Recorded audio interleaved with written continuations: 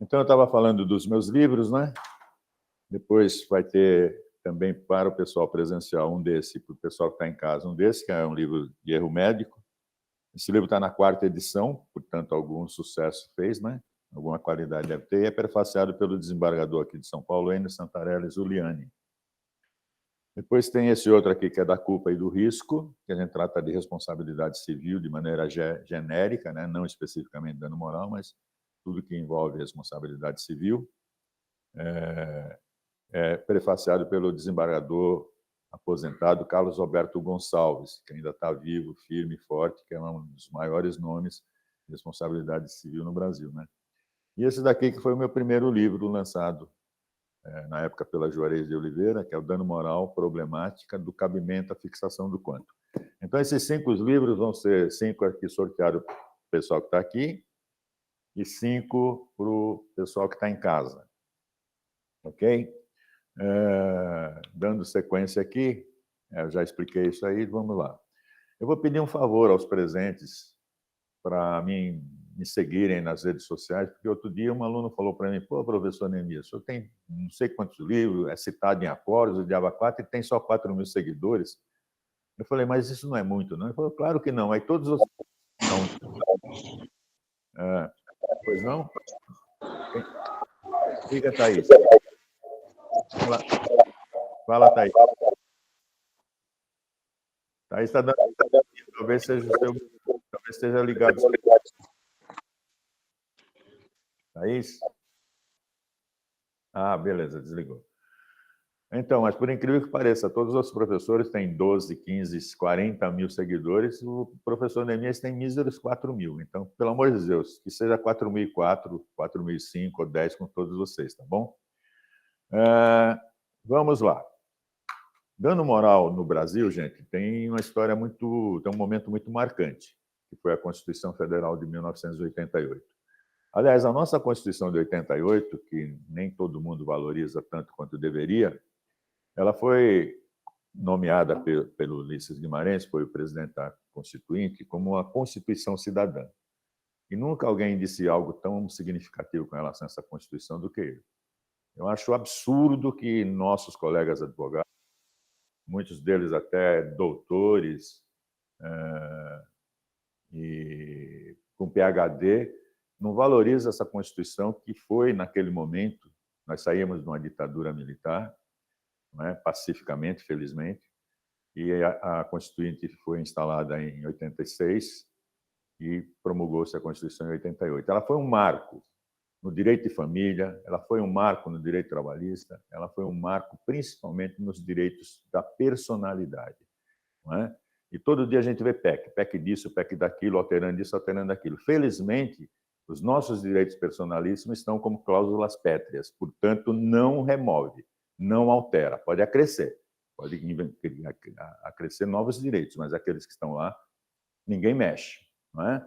Então, quando você vê o artigo 5º da Constituição, é uma maravilha aquilo. São os principais direitos que qualquer ser humano precisa ter para ter dignidade, não é? Então, a nossa Constituição ela foi um marco.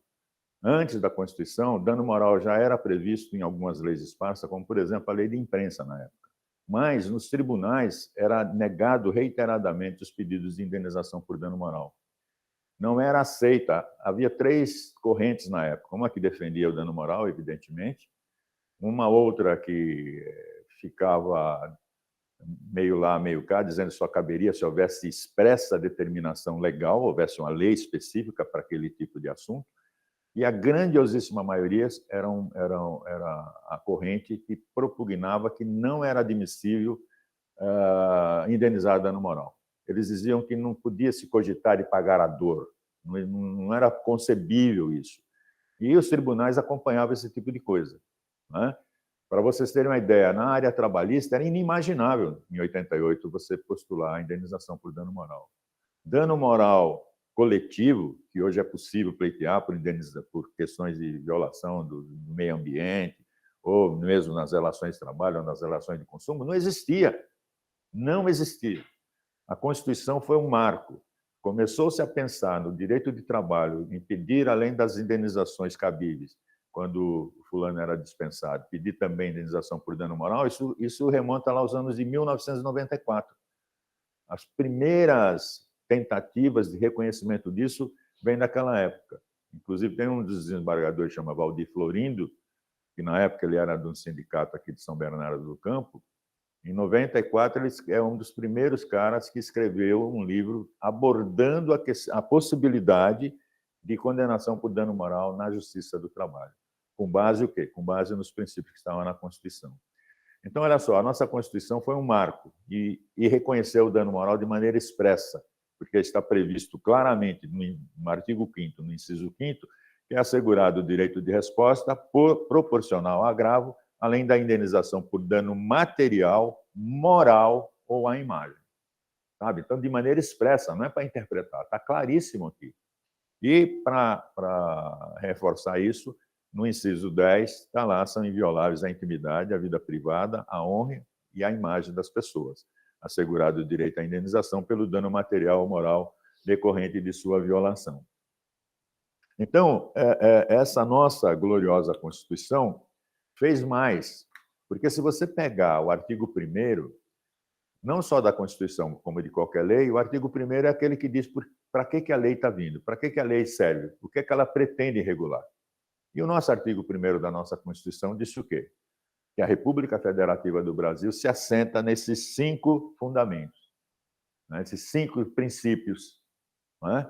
O princípio da soberania, significando dizer que aqui no território brasileiro nenhuma outra lei, nenhum outro poder pode mandar, é o poder brasileiro, né? A cidadania, dizendo que todo poder emana do povo, ainda que haja equívoco, mas pensem bem, todo direito emana do povo, sim. Se o atual governador nomeou, por exemplo, um secretário, nomeou o chefe da Polícia Militar, indiretamente nós estamos nomeando esse cara, porque você deu procuração ao governador para que ele nomeasse todos os seus auxiliares. Ou se o presidente nomeia um ministro para o STF, ele está cumprindo a função que partiu das nossas mãos. Então, todo o poder no Brasil emana das mãos do povo. Errado ou certo, não importa. Quer discutir ideologia, outras coisas, não interessa, mas, do ponto de vista legal, todo o poder emana do povo. E em seu nome deveria ser exercido. Se não é, aí é outro departamento. Então, é erro de escolha que nós, eleitores, estamos fazendo. Né? E aí, o inciso 3º, quando fala da dignidade da pessoa humana. E essa dignidade não é a dignidade social do cara que se veste bem, anda de carro bonito, mora num belo apartamento. Não. Essa dignidade que a pessoa tem só por ser humano. Então, a minha dignidade, como a de qualquer um de vocês, ou a mesma do cara que está morando ali embaixo da ponte, é a mesma. Somos seres humanos, somos dignos. Não é? E essa dignidade não pode ser afrontada, não pode ser violentada sem a devida reprimenda. E aqui se assenta toda essa preocupação com a questão do dano moral, porque o dano moral tem a ver exatamente com coibir atitudes que levem a ferir o princípio da dignidade que todos nós temos direito. Né? Depois, a Constituição fala nos valores sociais do trabalho e da livre iniciativa, dizendo o quê? Dizendo que isso aqui é um país capitalista. A Constituição diz que o Brasil é um país capitalista. E está certo, gente. Como é que eu vou ter trabalho se eu não tenho a livre iniciativa para fomentar esse trabalho? Então, tem que proteger a livre iniciativa, não é? Por isso tem lá um capítulo da ordem econômica, tem que proteger para que isso possa gerar o trabalho e, portanto, absorver o trabalhador, porque é só através do trabalho digno que nós conseguimos crescer, evoluir e ter dignidade para a nossa família também, não é? E o pluralismo político, significando dizer o quê? O Brasil não é e nem será jamais uma ditadura, a não ser que rasguem a Constituição. Porque isso aqui significa mais de um partido político. Então, o Brasil nunca será uma Venezuela de um partido só, nunca será uma Rússia de um partido só, apesar que eles estão dizendo que tem hoje outros partidos, né? Mas eles matam os adversários lá, né? Perceberam? Quem é adversário morre, ou como eles controlam o poder judiciário lá, que não é uma democracia como a nossa, eles prendem, né? Eles caçam, né? E aí é uma ditadura disfarçada, né? Mas não deixa de ser uma ditadura. E aqui não, porque aqui diz que o pluralismo político é um dos fundamentos da República Federativa do Brasil. Pessoal de casa, esqueci uma coisa e vale para vocês. Quem está presente, se quiser comentar alguma coisa, não precisa esperar terminar. Em qualquer momento, levanta a mão, pode interromper à vontade. O pessoal de casa, como eu não sou muito ligado nessa coisa online, não levante a mão aqui, porque eu não vou ficar lendo aqui o que vocês estão comentando, não vou ficar olhando se vocês estão levantando a mão, entenderam? Mas pode abrir o microfone e chamar. Professor, eu venho aqui, vejo quem está me chamando e posso, vou ouvir você e vou tentar responder. Tudo bem? Combinado? Vamos lá. Próximo aqui. Muito se discutiu quais seriam os fundamentos, né, dessa necessidade de reparação por dano moral. Eu peguei aqui 4 grandes mestres, não é? Um deles é Caio Mário Pereira da Silva, se vocês nunca pegaram um livro dele, esse cara é o the best. Ele foi tão importante lá atrás, nos anos 40, 50, 60, que ele chegou a ser convidado para fazer a reforma do Código Civil, que na época era o Código 16, mas não chegou a ser aprovado. Mas o Caio Mário é genial, um cara que tem uma obra completa sobre direito civil e tem especificamente um livro sobre responsabilidade civil. Ele diz que as pessoas têm um patrimônio imaterial, ele dizia isso lá atrás. O que é esse patrimônio imaterial? É esse patrimônio que você não apalpa, né? O meu nome, a minha imagem, o meu corpo, que não pode ser agredido impunemente, a minha tranquilidade, a minha privacidade. Todos nós temos direito à privacidade. Quer dizer, na privacidade do meu lar, ali eu sou o rei, ninguém pode interferir, né? E até a própria Constituição nos garante isso, porque para ir na minha casa e querer invadir, a polícia não tem prerrogativa para isso, a não ser que tenha um mandato. Então, a não ser que haja um motivo determinante que a justiça tenha autorizado. Então, o nosso lar é sagrado, não é? Então, o Caio Mário dizia, pô, existe um patrimônio imaterial que tem que ser protegido também, porque o Código Civil de 16, gente, que vocês não chegaram a ver, ele não tratava, não existia dano moral. O artigo 159, que tratava de responsabilidade civil, só tratava de dano material. Então, na época, era inimaginável que fosse regulamentada a questão do dano moral lá em 1916. Mas já nos anos 40 e 50, essa questão começou a ser suscitada até vir a ser incorporada no nosso ordenamento jurídico pela lei maior, que é a Constituição. Um outro grande jurista é o Martinho Garcês Neto, que disse o seguinte, embora seja civil a matéria, isso cairia como uma espécie de pena para o ofensor, não é? Então, ainda que seja, não se prenda ninguém, ninguém vai para a cadeia porque ofendeu outra pessoa, mas a punição tem que ter, entre aspas, esse caráter penal para dar à vítima a satisfação de que a justiça foi feita, não é? E, da mesma forma, o Antônio Chaves, né? E tem um cara aqui, que não é tão famoso quanto eles, que criou uma teoria nova, tem até um projeto de lei nesse sentido, que é a teoria da exemplaridade, porque vocês sempre ouviram falar que o dano moral tem duplo caráter, né? Punitivo para o ofensor e compensatório para a vítima. Sempre ouviram isso. Eu entendo que é tríplice, não é um binômio, é um trinômio, porque eu acho que tem que ter um caráter de exemplaridade. Como assim? A sociedade pode tomar conhecimento de que determinadas atitudes são punidas severamente. Então, mesmo que você não tenha incidido naquilo, você vai parar e pensar, opa, já ouvi falar que sai uma condenação assim, o cara que sofreu aquela condenação, ele vai falar para o outro. Então, tem que ter esse caráter da exemplaridade, principalmente nos dias de hoje, em que a comunicação é feita com tanta facilidade, não é? E as notícias se propagam. Então, vamos ver mais detalhadamente o que disse cada um.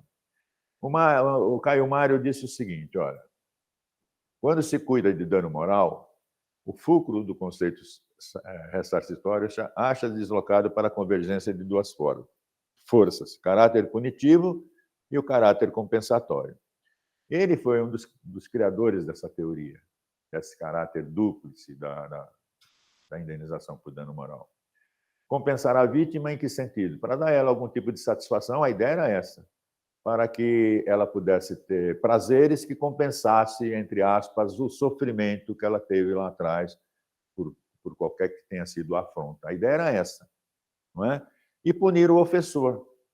Só que esse binômio, na vida prática, é uma dificuldade muito grande, né? porque, embora todos nós sejamos iguais em dignidade, mas é óbvio que cada um de nós temos uma vida social que varia de acordo com a capacidade econômica de cada um. É evidente que cada um de vocês pode ter uma projeção na sociedade diferente um do outro, não é? Sei lá, o professor Neemias tem hoje, sei lá, já deu aula para mais de 50 mil alunos, tem livro publicado, citado em acordo. Gente, eu tenho um nome muito mais suscetível de ser agredido e afrontado do que, digamos, sem nenhuma ofensa, uma pessoa anônima, uma pessoa do povo que está aí. Não que ele, Neemias, seja mais digno do que aquela pessoa, não entendo errado.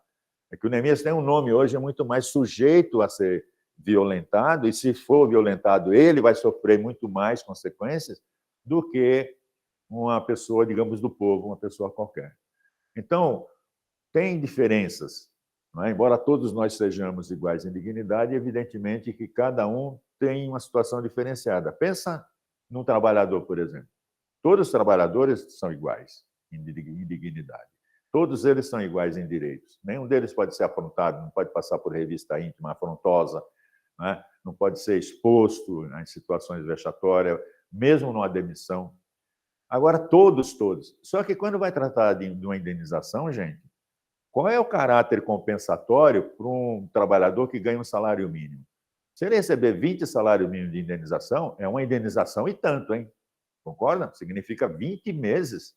Agora, se for um engenheiro que ganha 20 salários mínimos por mês, um salário, para ele, esse sentido compensatório não vai existir. Entende? Então, muitas vezes a gente precisa falar da nossa vítima, inclusive da inserção dela no meio social, inclusive qual é o papel dele enquanto pessoa que trabalha, que tem renda. Para quê? Para tentar demonstrar que qualquer R$1.000 ou R$2.000, como acontece aí diuturnamente, ao invés de ser compensatório, é afrontoso, porque a pessoa vai sofrer um segundo dano moral, na minha opinião, dessa vez causada pelo judiciário. Porque reconhecer que sua dignidade foi violada e fixar o valor da indenização em 2, 3, 4, 5 mil, às vezes, quando uma grande empresa, é um prêmio para a grande empresa, entende? E é uma cinque contra a vítima, que, na minha opinião, sofreu um segundo dano moral, dessa vez provocada pelo próprio judiciário e pelo juiz que fixou um valor indenizatório aviltante para aquele caso concreto.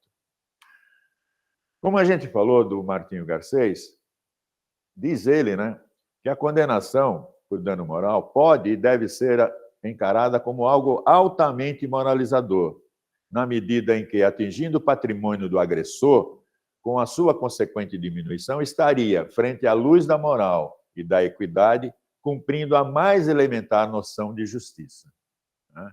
Era isso que o Martinho defendia.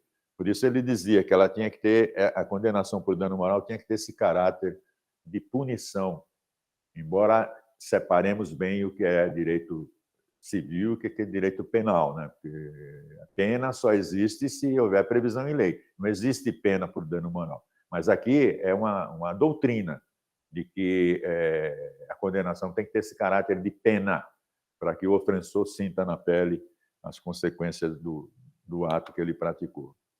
E o Antônio Chaves, que foi aqui professor aqui da USP e tudo, diz que quem exige uma reparação por dano moral sofrido não visa tanto a recomposição do seu equilíbrio de afeição ou sentimento.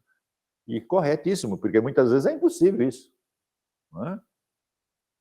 Muitas vezes é impossível. Pensa Carla, você que adora erro médico, imagine alguém que sofreu uma amputação errada e vai viver o resto da vida, ainda que bote uma prótese de aba 4, vai viver a vida inteira com aquilo. Sabe? É impossível, muitas vezes, voltar ao status anterior. Não tem como apagar, não é igual dano material. O cara bateu no seu carro, você lá na oficina, os caras remontam. Quem não viu o acidente nem viu o carro batido não vai saber. Ou sua casa caiu uma árvore em cima, tira a árvore, reconstrói a casa, o dano material se recompõe. O dano moral nem sempre, muito raramente, pode voltar ao estado anterior. Então, por um sentimento de represália inato ao seu ofensor, uma punição, por precária que seja, que no maior caso das vezes não encontra outro parâmetro senão em termos pecuniários.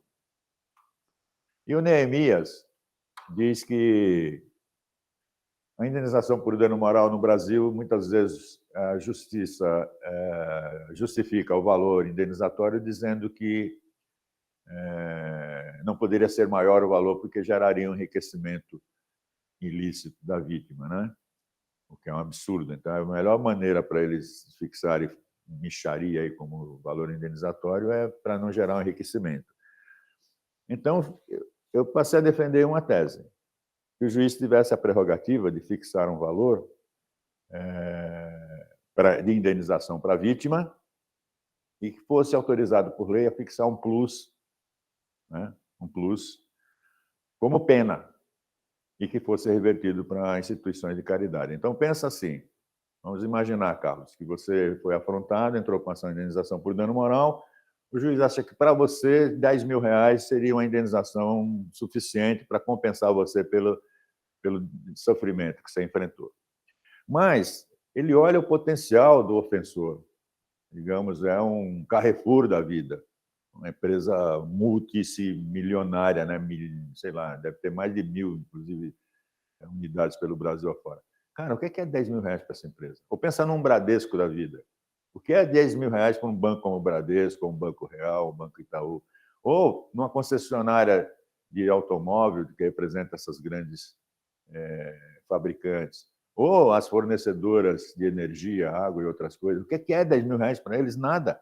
Quando se trata de banco, esses R$10.000, talvez ele, postergando o cumprimento da sentença, Carla, ganhe com esses 10 mil que ele tem que pagar, mais do que ele vai pagar lá na frente. Entende? Agora, 10 mil para eles é nada, é cosquinha no bolso. Então, o juiz poderia, levando em conta o potencial do ofensor, fixar, Carlos, uma indenização adicional que não iria para você, iria para o corpo social, né, como uma forma de punição pecuniária para o ofensor, em face do potencial dele. Para quê? Para que as condenações passassem a ter um sentido.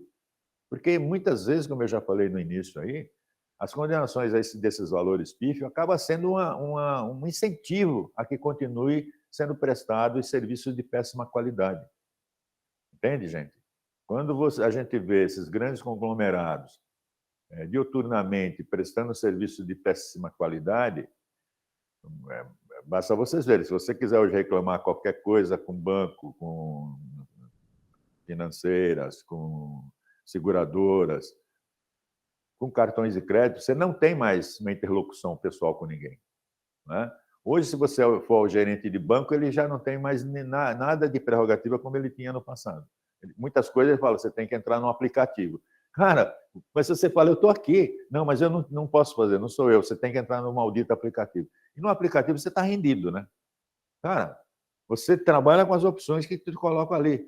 Aí você, vamos supor que acaba sendo objeto de fraude.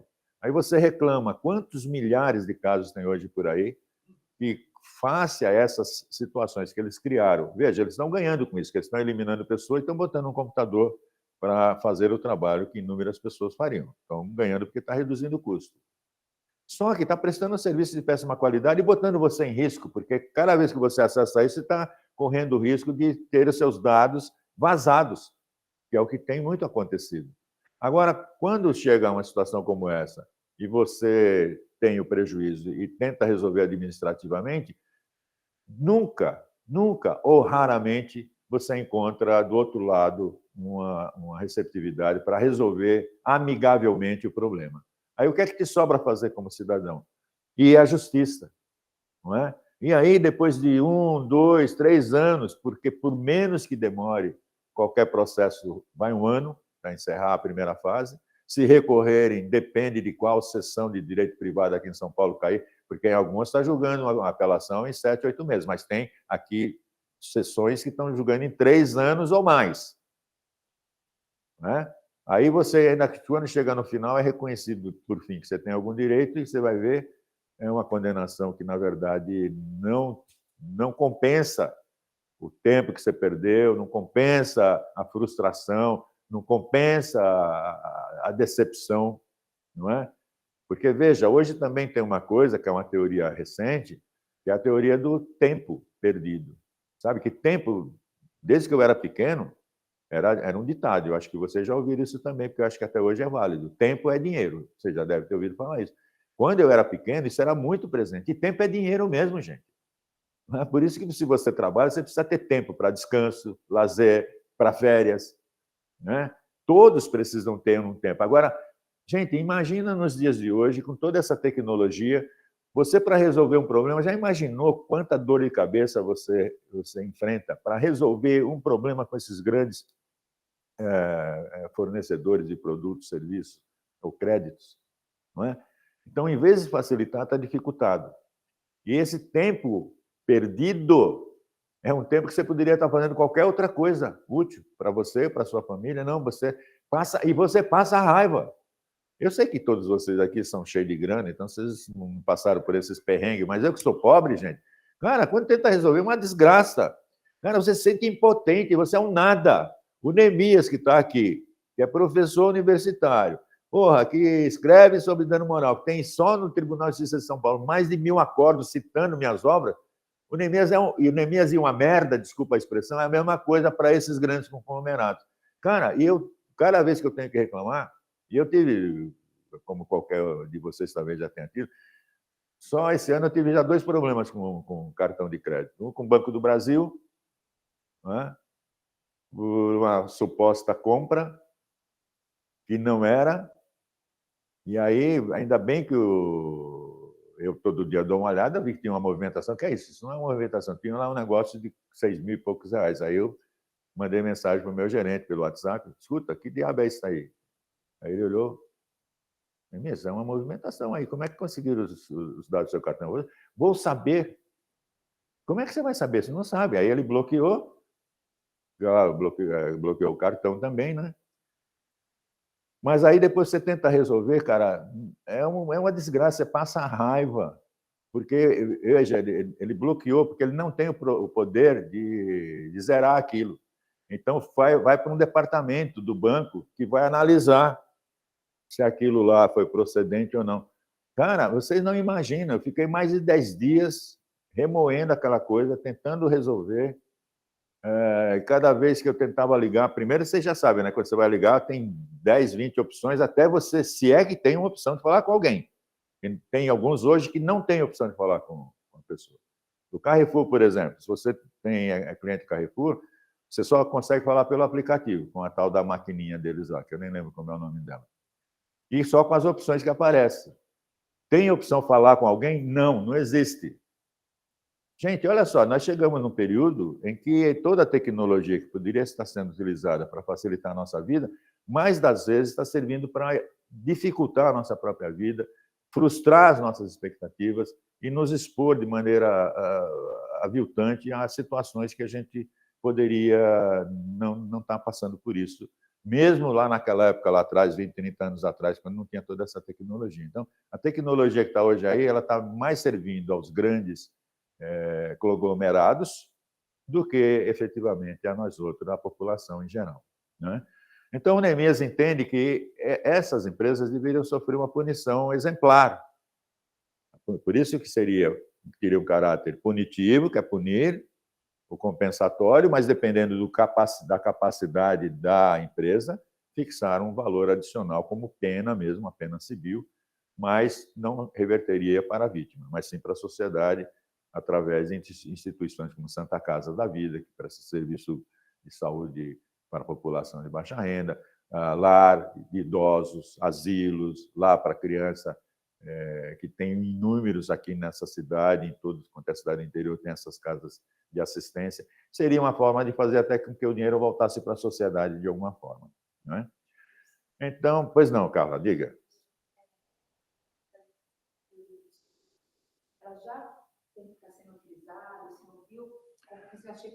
Já já tem algumas decisões, porque veja o seguinte, não é lei, tá?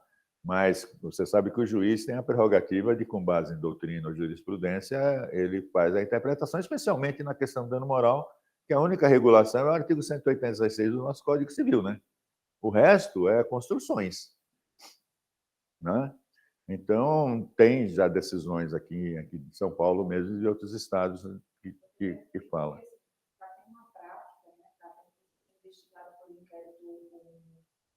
famoso ilícito lucrativo das operadoras de saúde em descumprimento de decisões judiciais.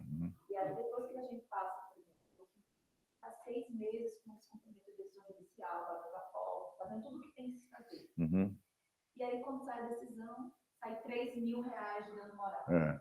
E é uma grande empresa, né? Como você falou, até tomei nota dessa palavra do senhor para poder me valer de uma próxima situação como essa. Acaba sendo um prêmio, né, para essa empresa, isso, né? Isso mesmo. Para dentro do cálculo do atuário dele do ano, tem isso.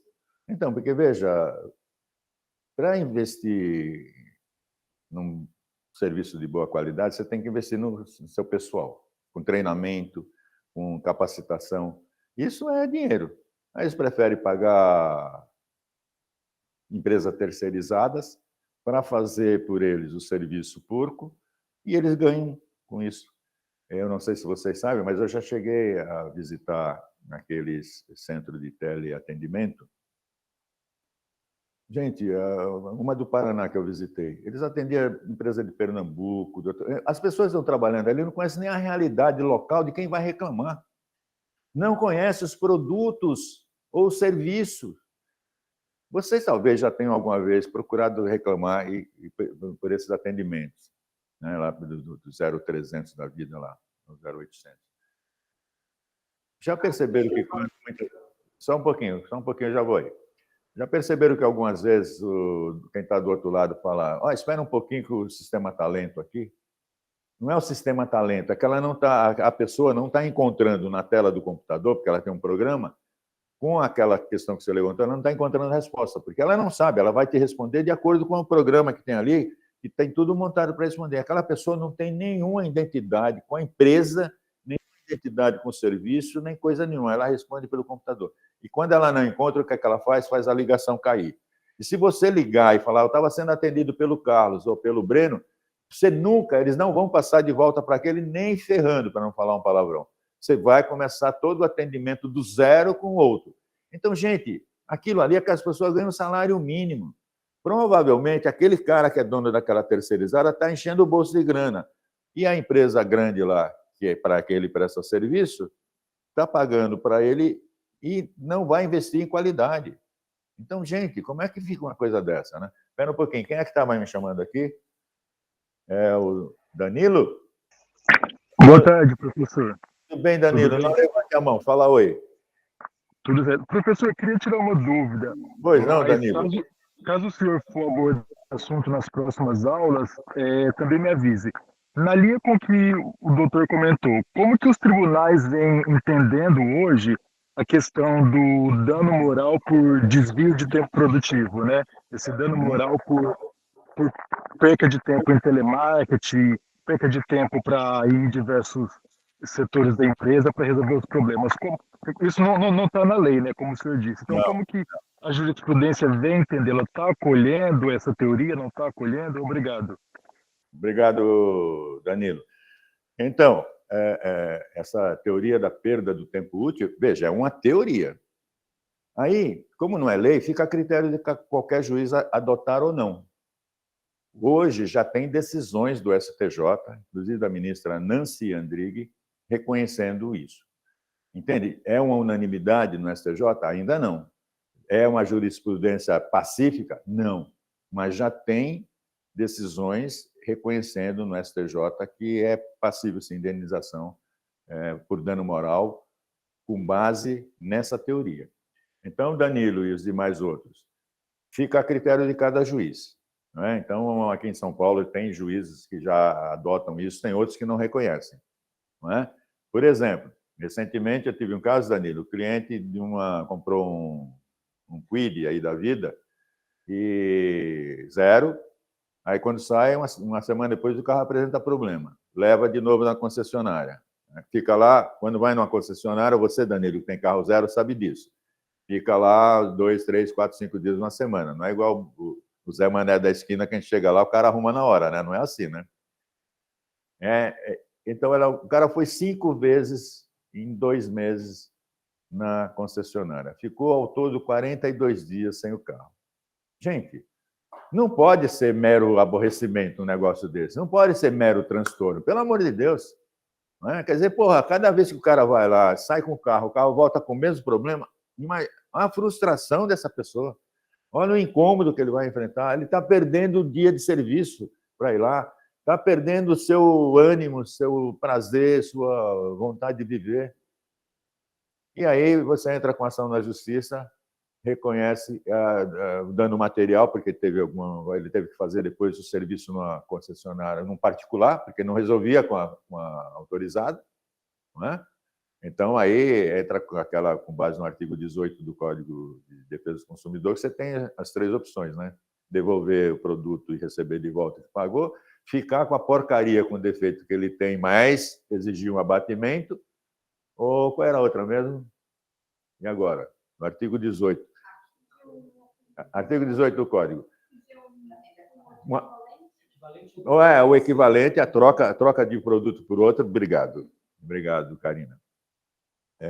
A troca do produto por outro, abatimento proporcional do preço e, de novo, sumiu os 3, geraram 2. Cadê o 18 do CDC, Carla? A restituição do valor. Não quero mais essa porcaria. Não quero mais essa porcaria, me dá meu dinheiro de volta. E a devolução. Então, ele resolveu fazer o conserto fora. E nós entramos com a ação pedindo o quê? O dinheiro que ele gastou, foi R$ 3.600, no conserto que a concessionária comprovadamente, ficando o carro 42 dias, não tinha consertado. A justiça reconheceu que o dano material, tudo bem, mas dano moral, não. Qual foi? Por que não dano moral?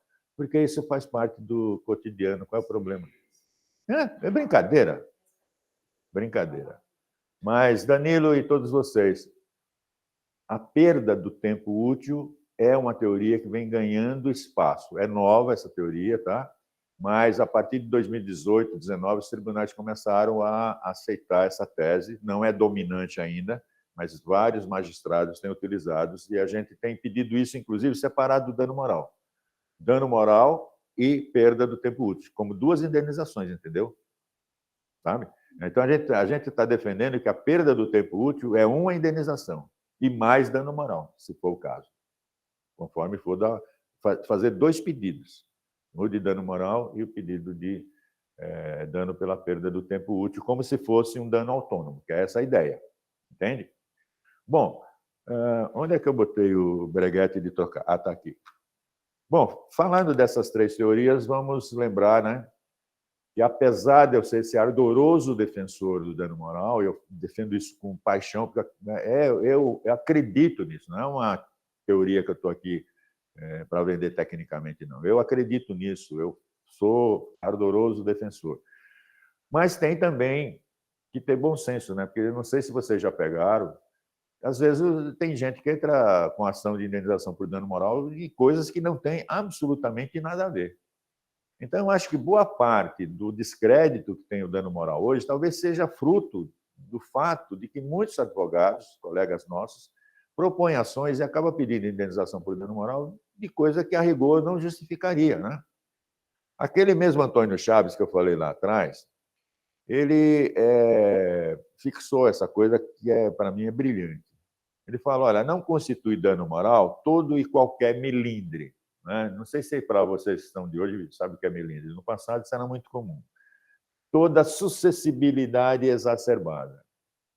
Mas não tem gente que é muito suscetível, né? Não tem gente que é mais sensível do que outro. Olhando para vocês, eu vejo, o Carlos é um homem durão. Já o Breno é um menino assim todo delicadinho. Você...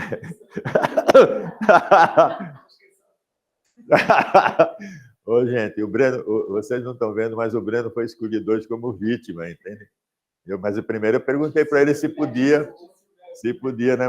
Mas vocês concordam, tem gente que tem uma suscetibilidade mais suscetível do que outras, né? Tem gente que é mais durona, mas o que ele está querendo dizer, olha, não é qualquer melindre, qualquer suscetibilidade exacerbada, qualquer exaltação do amor próprio pretensamente ferido, a mais leve, a mais suave sombra, o mais ligeiro roçar das asas de uma borboleta, mimos, escrúpulos, delicadezas excessivas, ilusões insignificantemente desfeitas, possibilitando seja extraído da caixa de Pandora do direito centenas de milhões de reais. Na época ele escreveu, era cruzeiros, né? É isso. Não é? Então, não é qualquer milindre. Então, a gente tem que ter bom senso. Por exemplo, um outro dia, uma pessoa... ficar preso em porta de banco. Mesmo vocês sendo crianças, já há mais de 20, 30 anos, os bancos tiveram que usar aquilo como sistema de segurança para dificultar o acesso de bandidos dentro do banco, armado e tal, porque ali aquela porta detecta metais também. Gente, hoje, você pedir indenização porque alguém ficou retido ali é perda de tempo. Porque aquilo está ali para também proteger o cidadão. Não é só o banco. É para não entrar um cara armado. Não é? Então, veja o seguinte, tem defeito aquilo? Pode ter. Agora, o que não pode acontecer é o segurança que está lá destratar você.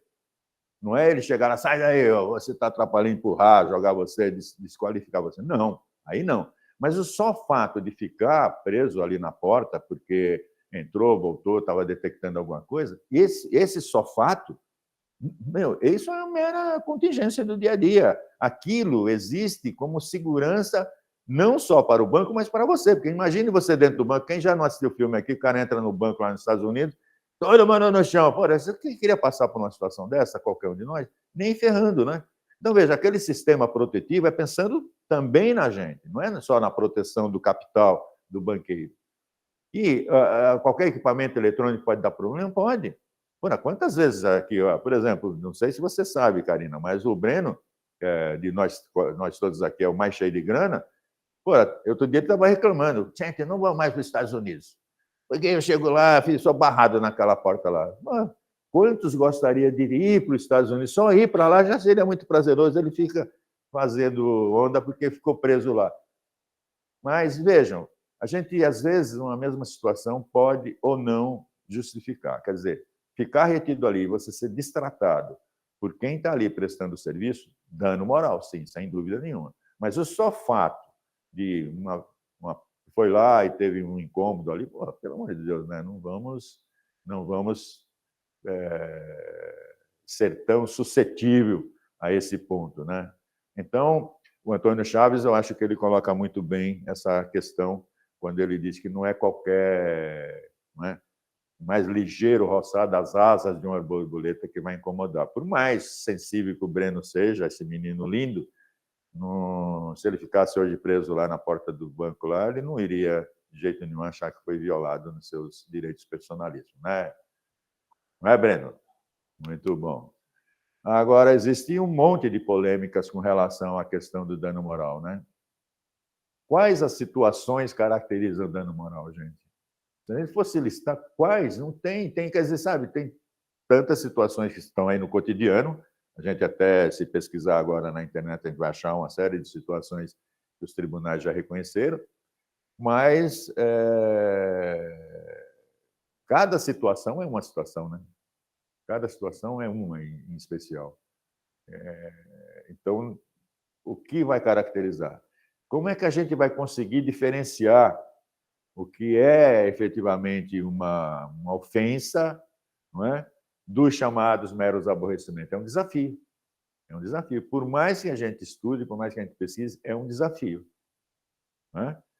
E aí, quer dizer, será que, como os muitos dizem, que tem muita gente até hoje que é contra essa questão do dano moral, tem muitos juristas aí que formam uma corrente doutrinária que é contra, que diz que existe uma indústria do dano moral. Eu, na verdade, acho que existe uma indústria da humilhação moral, isso sim. E acho até que patrocinada pelos próprios magistrados, como eu falei inicialmente, que fixam valores tão vergonhosamente baixos que acaba, a meu ver, ofendendo a vítima pela segunda vez. Não é? E, pior do que isso, estimulando que as empresas continuem prestando péssimo serviço, porque é melhor pagar essa indenização merreca do que investir em equipamento, investir em pessoal, investir em qualidade. Não é? Pode haver dano moral e estético oriundo do mesmo fato? Por incrível que pareça, isso aqui é meio que pacífico no STJ, mas não é difícil acreditar, mas é verdade. Nos dias atuais, tem juízes e desembargadores dos mais variados tribunais do Brasil que acham que o dano estético está contido dentro do dano moral. Gente, são duas coisas diferentes. Como é possível que tenha gente que não tenha... É a questão de um raciocínio lógico. Gente, se amputar o meu braço, o dano moral é o sofrimento, a dor, o incômodo da cirurgia, da recuperação, do diabo a quatro, é dano moral. E o dano estético é a falta desse maldito braço que eu nunca mais vou ter. E dano material. São três coisas. Material, porque eu quero que quem causou isso pague a prótese, então é dano moral material. Dano moral pelo sofrimento ao que eu fui exposto. E dano estético, eu vou carregar essa marca pelo resto da vida. E aí eu estou pegando esse exemplo, que, para meu ver, é mais fácil de compreensão, mas o dano estético é qualquer lesão, mesmo que não fique externa. Porque a questão do dano moral, do dano estético, não está protegendo você do que os outros pensam ou não. É você mesmo, é sua incolumidade física que foi ofendida, que foi agravada. Então, mesmo que eu tenha uma cicatriz em parte do corpo que não apareça de público, só eu veja diante do espelho, não interessa, é a minha integridade física que foi violada. Então, gente, dano moral e dano estético, passível de ser pedido separado como os dois danos distintos, como também o dano material. Mas, pasmem vocês, existem juízes e juízes, existem juízes que entendem ainda até hoje que o dano moral, o dano estético está contido no dano moral. E tem doutrinadores que defendem isso abertamente. Eu não, eu entendo que é perfeitamente cumulável tanto o dano moral quanto o material e o estético oriundo do mesmo fato, sem dúvida nenhuma. Agora, outra discussão que a gente sempre se depara é que é necessário a prova do dano moral ou a prova do ilícito. Gente, eu não preciso provar que um pai que perdeu um filho sentiu dor, ou a mãe, ou os irmãos. Pelo amor de Deus, né? Você não prova a angústia que alguém passou diante de uma situação que ele não pôde resolver satisfatoriamente. Não é? Ou, como acontece, sei lá, com uma pessoa que tem o seu nome inscrito indevidamente no Serasa, essa pessoa vai descobrir de uma maneira vexatória, porque ela vai descobrir que seu nome está sujo quando ela vai pedir o crédito. Aí, olha, não podemos conceder porque tem restrição ao seu nome. Como assim? Aí ou seja, você vai descobrir a violação de uma maneira que será seguramente aviltante, porque vai estar diante de uma outra pessoa que, dependendo dessa pessoa, pode tornar até público ali o fato de você ter o seu nome sujo, né, como se fala popularmente. Então, eu preciso provar que a pessoa sentiu incômodo, sentiu sofrimento? Não. O dano moral, você precisa provar o ilícito. Provando a conduta ilícita, para mim, o dano moral aflora de maneira natural. Em situações excepcionais, aí talvez seja necessário provar isso. Por exemplo, nesse caso que a gente estava mencionando da concessionária lá 5 vezes, o dano moral aí não seria o dano moral em ré ipsa, né? Aquele dano moral que afloraria naturalmente. Não, aí você tem que construir uma história para poder justificar. Ou se a gente pegar um exemplo assim de alguém que sofreu um acidente de trânsito agora e o motorista do outro carro saiu, além de ter batido no seu carro, como chegou lá, ainda socou você. Quer dizer, você foi exposto a vexame, não é?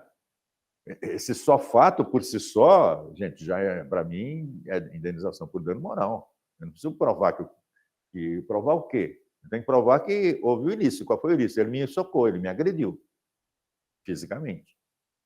E, portanto, o dano moral aflora espontaneamente disso. Algumas situações, quando é incumprimento de contrato, aí sim ainda justifica que você tem que construir uma narrativa para tentar justificar, como nesse caso. A pessoa foi lá 5 vezes, teve que perder tempo, o incômodo, a frustração. Aí você tem que criar uma história para justificar, porque, em princípio, vício de produto, a justificativa é a troca, ou a resilição, como a gente viu ali, ou o abatimento. Não instantaneamente dano moral, mas dá para a gente construir a narrativa. Agora, alguém que sofreu erro médico, gente, uma pessoa que foi fazer uma cirurgia, deixaram a pinça lá, quando fecharam, ela vai descobrir isso daqui 6 meses, porque as dores não passam, e se submete a uma segunda cirurgia. Eu nem precisaria provar o erro, porque a própria segunda cirurgia já é comprovação. entende? E o sofrimento da pessoa. Vou provar o sofrimento da pessoa, isso tem qualquer pessoa de bom senso mínimo vai entender que ali houve o dano moral indenizável, que é o dano moral que aflora do próprio incumprimento da medida. É o dano moral que aflora do próprio ilícito, né? Então, outro problema que não tem uma solução técnica para se oferecer é a questão do pedido, né? Eu sempre defendi que você não deveria quantificar. Eu sempre defendi isso. Vocês sabem agora que o novo Código de Processo Civil, né, o nosso novo CPC, exige que qualquer que seja a causa, independentemente se existe valor ou não, você vai ter que atribuir valor à causa. Aí era pensando e atendendo a questão de arrecadação dos tribunais. Então, não é uma preocupação com o povo que eles fizeram essa medida. Então, toda e qualquer ação, independentemente se versa por questão monetária ou não, você tem que atribuir um valor, inclusive dano moral. Eu continuo insistindo que o dano moral, quem tem que fixar de maneira livre é o magistrado, com bom senso e ponderação. Posso sugerir. Então, o que é que eu faço? Abro um capítulo na minha petição inicial, boto lá, do dano moral. E nesse capítulo que eu estou demonstrando onde houve o dano moral, eu junto jurisprudência que me seja favorável em valores que esteja próximo do que eu estou pedindo. E aí, falo do caráter punitivo compensatório, que o valor ideal para essa situação seria, sei lá, 20, 30, 40 ou 50 mil reais ou 100. Eu boto o valor lá, não no pedido. No pedido eu deixo em aberto. Tem juízes que aceitam, assim como antes, tem juízes que aceitam, tem juízes que não aceitam. Então, você acaba tendo que, às vezes, fixar o valor da indenização por dano moral, porque eu já tive muitas situações em que os juízes não acolheram desse jeito e mandaram aditar a petição inicial para quê? Para quantificar qual é o pleito seu por dano moral. Então, mas eu continuo insistindo que a gente, como autor, né, como defensor do autor, como defensor dos direitos do autor, não deveria quantificar o dano moral, embora a gente possa, no conjunto da petição, sugerir um valor que a gente pretende para aquele caso. Mas nos pedidos ali, deixar em aberto. Só um minutinho, Breno. Mas tenham em mente o seguinte: a maioria dos magistrados manda você editar a petição inicial para quantificar qual é o valor que você quer. Diga, Breno.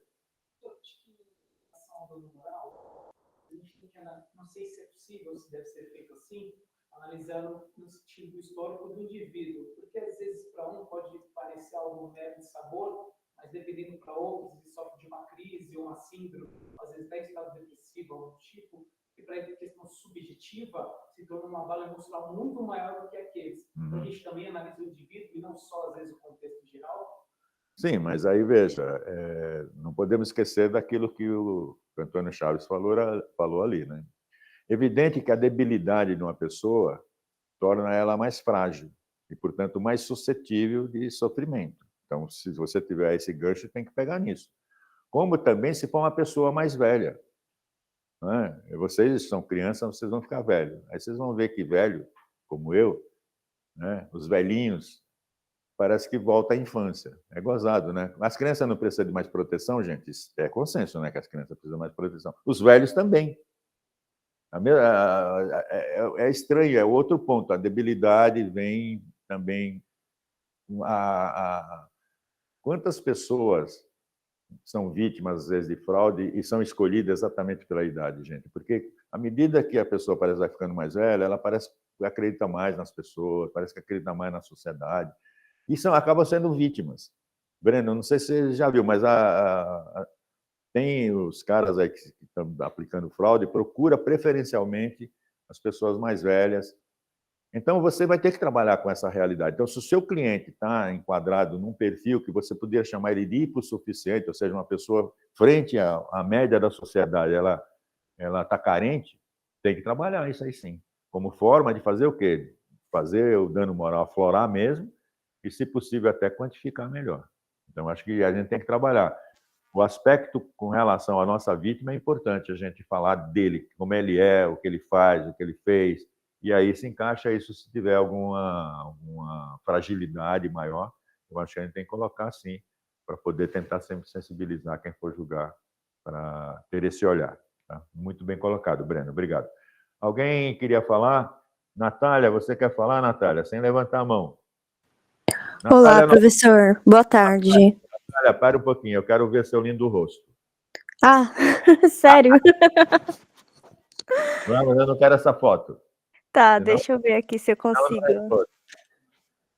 Olha, ô Breno, sou capaz de apostar que ela vai dar uma desculpa que o celular dela não tem. Não, eu consigo sim ligar, mas olha, só um Mas, minutinho. de qualquer forma, é brincadeira, Natália. Fala aí, querida, o que é que você quer? Bom, mas É cá linda estou eu. mesmo. Vocês não estão vendo, mas ela é linda. Fala, Obrigada. Natália. Fala, É Natália. uma dúvida, assim, um comentário. Eu queria saber, assim, o senhor concorda que o problema está no judiciário? Mais especificamente nos juízes, porque assim, eu acho super válido o que você falou sobre o plus do dano ir para uma instituição de caridade. Porém, até quando é válido nós termos que aceitar essa tese de enriquecimento ilícito, sendo que tem essa diferença econômico-social e é difícil quantificar, né, o sofrimento da pessoa. E também gostaria de saber se tem algo que nós possamos fazer para mudar isso. Obrigado, querida. Bom, o que é que nós podemos fazer? Né? É difícil, né? É difícil uma resposta para a questão que ela levantou. Mas eu acho que a gente tem que fazer a diferença para o nosso cliente. Então, cada um de nós vai ter que pegar cada caso e ter essa visão que o Breno mencionou.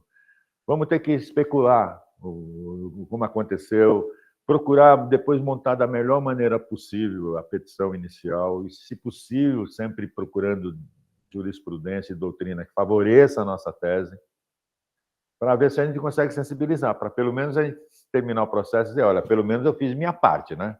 Eu tenho pensado assim ultimamente, porque, via de regra, viu, Natália, eu e mais outros, as últimas vezes que eu tenho visto as condenações, eu considero aviltantes. Olha, gente, todos vocês aqui já viajaram de avião para o mundo inteiro, né? E vocês estão em casa também, porque advogado é cheio de grana e advogado gosta de viajar, né? Aqui, por exemplo, eu sei que a Karina, a última viagem dela foi ali para Caracas. Caracas, para quem não sabe, é a cidade de Carapicuíba, aqui do lado, perto de Alphaville. Mas brincadeiras à parte, gente. Olha só, você vai viajar para o exterior e lá você tem uma programação. Aí, o seu voo, por qualquer que seja o problema, não parte e você fica 24 horas aqui no aeroporto. Cara, precisa provar o quê, diabo? Olha só a frustração. Eu vou ter compromissos que eu tinha lá de passeio que eu não vou realizar. Vamos pegar 24 horas, né? Um dia a menos de férias que eu não vou poder usufruir e ainda precisa ver que tipo de assistência a empresa prestou. Mas, independentemente se ela prestou alguma assistência ou não, cara, eu estou perdendo um dia das minhas férias, provavelmente estou perdendo lá algum passeio que estava marcado ou qualquer coisa, porque gente, aí vem fixa a indenização de dano moral, 2, 3 mil reais, 5 no máximo. Pelo amor de Deus. Não é? Então, sabe, eu acho que é aviltante hoje, como os magistrados, especialmente na nossa área, na área civil, têm tido essa forma de mensuração do valor indenizatório. Porque se você for na Justiça do Trabalho, ainda com toda a deficiência que possa ter lá, os valores lá são menos aviltantes do que aqui. Não sei se vocês também atuam na área do trabalho ou não, mas na Justiça do Trabalho os valores têm sido mais razoáveis. Aqui na nossa área civil, uma indenização por 50 mil reais de dano moral ou 100 é raríssimo. Raríssimo, raríssimo. Quer dizer, ou seja, um pai que perdeu um filho por um erro médico, por exemplo, vai conseguir 20, 30 mil reais, o que eu acho um absurdo. Cara, pelo amor de Deus, como é que 20, 30 mil reais cumpre o papel de compensar a vítima pela perda de um filho e punir o ofensor para que ele não faça mais isso com relação aos outros? A ideia é essa. A ideia da punição é para que ele se policie daí para frente, para não incidir novamente naquele tipo de coisa. Portanto, quando a gente consegue uma condenação exemplar, a gente está prevenindo futuros danos que aquela empresa ou aquela pessoa poderia vir a prejudicar no futuro, né? Mas eu não sei o que diabo acontece com os magistrados, não quero aqui né, inventar nada, mas dizem muitos aí que tem uma tabelinha, não é? Como dizem também, dizem, viu, Karina, não me olha assim, porque dizem, não sou eu que estou dizendo, dizem que quem faz a sentença hoje não são mais os juízes, às vezes é até o estagiário. E aí, dizem, hein, dizem, não sou eu que estou dizendo. E, portanto, o magistrado define de uma maneira impessoal, olha, tipo assim, ó, justiça gratuita, nunca, é não. A premissa é não. Para justificar, pede para juntar aquilo, juntar aquilo. Ou seja, o magistrado já deu orientação para o seu auxiliar. O seu auxiliar, quando pegar a justiça gratuita, ele não vai lá perguntar. Ele já tem a orientação. Então, todo caso para ele é igual. Quando não é igual, os casos são diferentes. Não existem dois casos iguais. Vocês que estão atuando, sabe, não existe dois casos iguais. Sempre tem circunstâncias que vai diferenciar um caso do outro. Não existe dois casos iguais, nunca, jamais. As pessoas são diferentes, as pessoas sentem coisas diferentes, as situações podem ser igual em tese. Agora, como é que eles tratam isso igualitariamente? Eu sei de... não, sei não. Eu ouvi falar também que tem desembargador que já chega para o seu assessor e diz, olha, tutela antecipada, não. Tutela antecipada, orientação é não. Gente, cada processo que cai para ele não vai lá, pô, excelência, olha, tem essa particularidade. Ele não vai. Ele vai dizer não e vai criar dificuldades. Então, pode ser que, com essa terceirização da função jurisdicional, associada ao fato, e agora eu estou falando, e se quiserem me processar, estou à vontade. Hoje, a grande maioria dos magistrados não tem vocação. Eles não estão lá porque foram vocacionados. Não são como Neemias, que é advogado porque tem vocação, porque queria ser desde pequeno. Hoje, a grande maioria dos magistrados estão lá pelas benesses do cargo, pela instabilidade do emprego, pelo salário que não é pequeno e principalmente pelas benesses. Porque, se vocês não sabem, eles têm auxílio aluguel, mesmo tendo casa própria, o que é um absurdo, tem auxílio para comprar livros, tem auxílio paletó, sabe? Sério. Vocês não imaginam. Tem o desembargador aqui em São Paulo que recebe...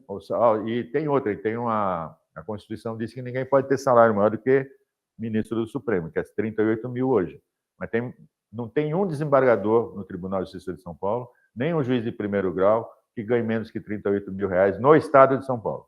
Se você pegar um juiz hoje em começo de carreira, está lá em Itapetininga da Silva, pegar o salário dele do mês, vai estar lá 40 e cacetada, porque os penduricalhos entram e os penduricalhos não contam como salário. São tipo extras, são tipo coisas adicionais. Então, eu acho que esses magistrados atuais, a grande maioria, né, aí a gente não pode generalizar também, né, mas a grande maioria não tem realmente compromisso com a justiça, gente. Não tem. Não tem. Na minha época era diferente. Na minha época, eu me lembro da minha sala de aula, tinha dois colegas de classe que pretendiam carreira pública na época, em 74. Um deles chamava Antônio, era mineiro e queria ser delegado de polícia.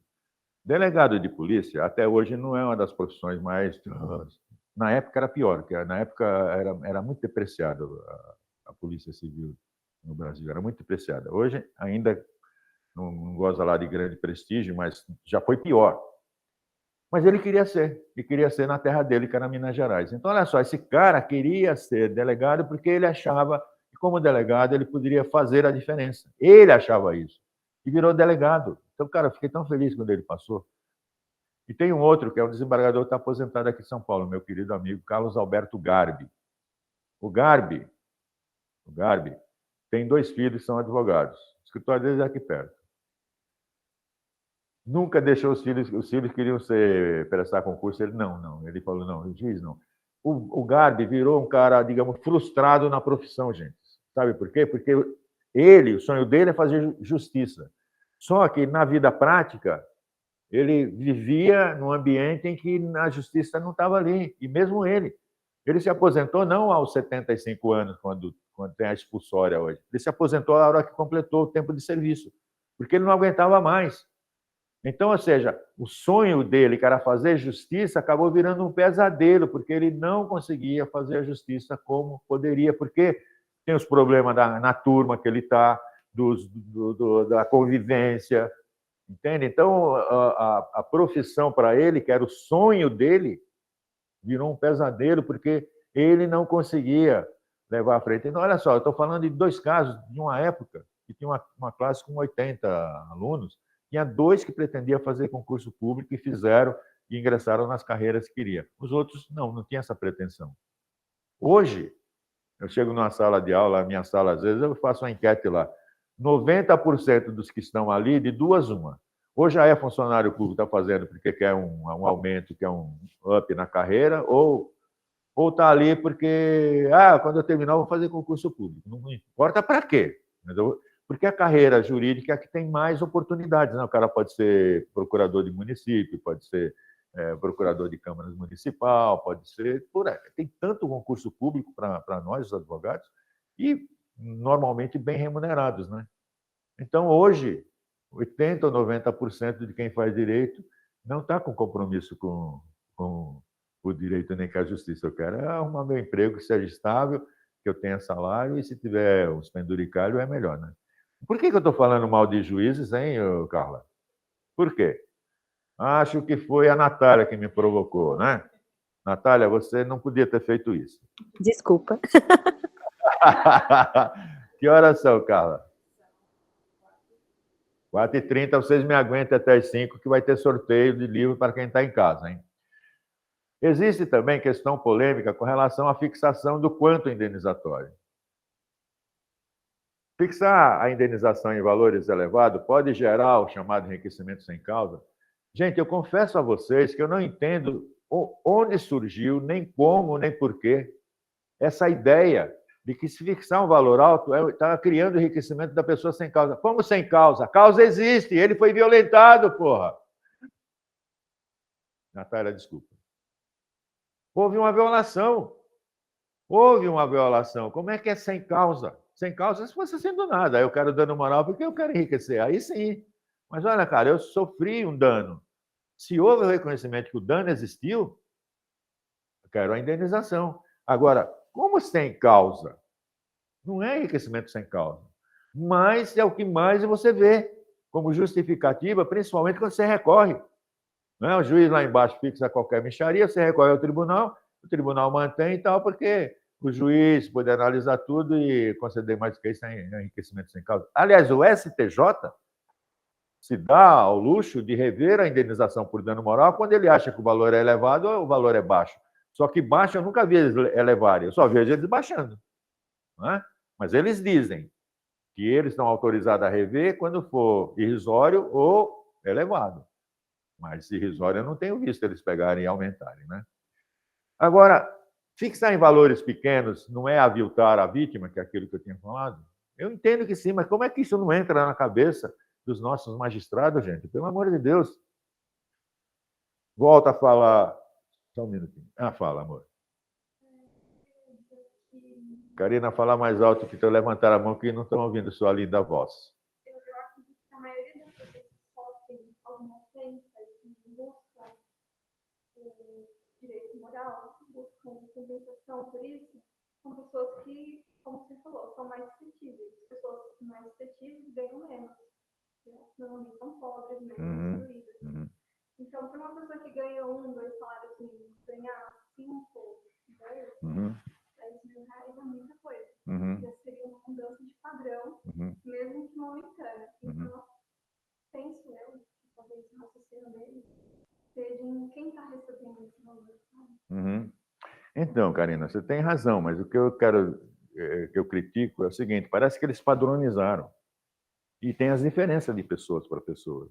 Por isso, Breno e todos os demais outros aí, eu normalmente falo sobre o meu cliente, especialmente desenvolvo, explico qual é a função dele, qual é o papel dele, qual é o salário, para tentar quebrar essa coisa.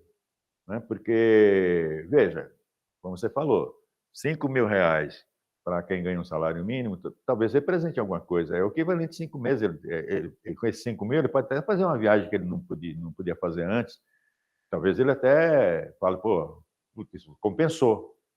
Agora, aí se o cara ganha 5 mil reais? Ou se o cara ganha, imagina, o cara ganha 10 mil, então, o que é 5 mil para ele? Não vai ter o mesmo sentido, né? Concorda que não vai ter o mesmo sentido. Então, o que eu critico muito é que há tipo um tabelamento. Faz uma pesquisa quando você chegar em casa sobre, por exemplo, atraso de voo. Cara, padrão, a média é 5 mil.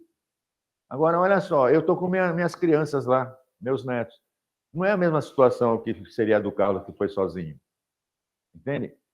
Não, olha, mesmo atraso de voo, mesma circunstância. Mas uma coisa é ele sozinho, outra coisa sou eu com as 2 crianças. Outra coisa é ele estar indo a trabalho. Eu estou indo a lazer. Entende? Gente, tem diferença. Então, não pode ser 5 mil para ele e 5 mil para mim. Porque, seguramente, se eu tenho 2 crianças, eu tive mais estresse, mais complicação, mais, sabe, problemas. Se eu estou indo de férias, eu estou perdendo um dia de férias, se ficou 24 horas atraso, posso estar perdendo passeios que eu contratei lá, que aí, nesse caso, eu posso pedir o dano material, né? Ele, talvez até ache até ótimo que tenha atrasado, porque ele não está deixando de trabalhar um dia lá, né? Não é mesmo, não dá para tratar igual. É isso que eu quero dizer, entende? E parece que eles nivelaram, parece que tem assim uma tabelinha na gaveta de cada um deles. Isso, olha, a inclusão em banco de dados. É para todo mundo, 3 mil. Pronto. Mas o que é isso? Uma coisa é o meu nome estar no Serasa, outra coisa é o nome do meu piscineiro estar no Serasa. Não que meu piscineiro não seja gente, não que o meu piscineiro não tenha dignidade, não é isso. É que a repercussão para uma pessoa como eu, que sou uma pessoa, entre aspas, pública, é muito maior e muito mais devastadora. Não é? Então, não pode ser valores iguais, essa é a questão. Então, tem que fazer essa diferenciação. Mas, infelizmente, na vida prática, parece que eles criaram as tabelinhas e trabalham com isso. Diga, Carla. Colaborando, sexta-feira eu estava falando sobre o Estado Civil, Uhum. teve um magistrado aqui da região que ele deixou bem claro que ele tem uma tabela de dano moral. Ele disse com todas as para que eu não fuja da realidade, eu tenho uma planilha de dano moral. Aí eu estou falando, parece que eu estou preocupada para dizer que não, tem gente que tem. Olha, não sou eu que estou falando, é a Carla, tá? Então, se quiserem processar, é a Carla, não sou eu. Mas, gente, mas é um absurdo isso, porque, gente, direito não é matemática. As pessoas não são iguais, não existe 2 pessoas iguais, por mais que o Brasil tenha milhões de habitantes. As pessoas são diferentes. As pessoas, como disse o Breno, têm suscetibilidades diferentes, têm precariedades, têm dificuldades. Uma coisa é um coitado que mora lá no Capão Redondo, sabe, que tem que sair de casa às 5 horas da manhã para trabalhar, e volta às 10 da noite, que tem que fazer hora extra todo dia. Outra coisa é um cara igual o Carlos, que trabalha no dia que quer, os outros ficam em casa, né? Passeia para Miami, sabia que ele voltou de Miami semana passada.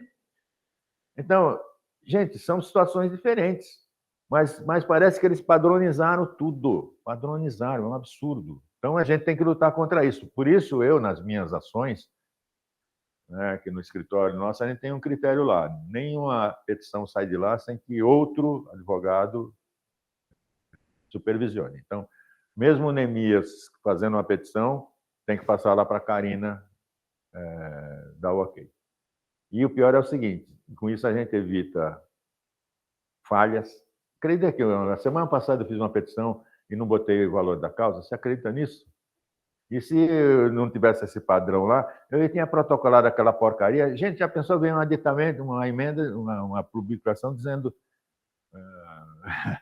adite a petição inicial para dar o valor da causa? Principalmente hoje que os clientes acessam, eu vejo hoje, né? Chego no escritório e já tem recados lá de que o fulano ligou querendo saber que despacho era aquele. Como assim? Eu nem vi ainda a publicação. O desgraçado já acessou lá, já viu, da meia-noite já mandou uma mensagem para o escritório, que tem o celular, que é do escritório, né? E está lá. Eu falo, caramba, hoje os caras nos policiam, né? Então a gente não pode errar. E a gente faz isso lá. Então, sempre tem um segundo que vai ler e vai assinar com você. O que acontece com isso?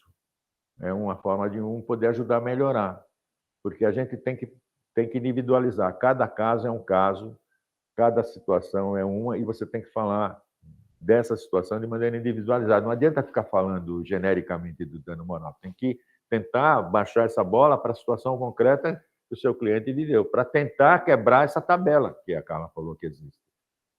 Mas pelas decisões que a gente vê, parece que não é um só, parece que todos eles têm essa maldita tabela que não deveria existir.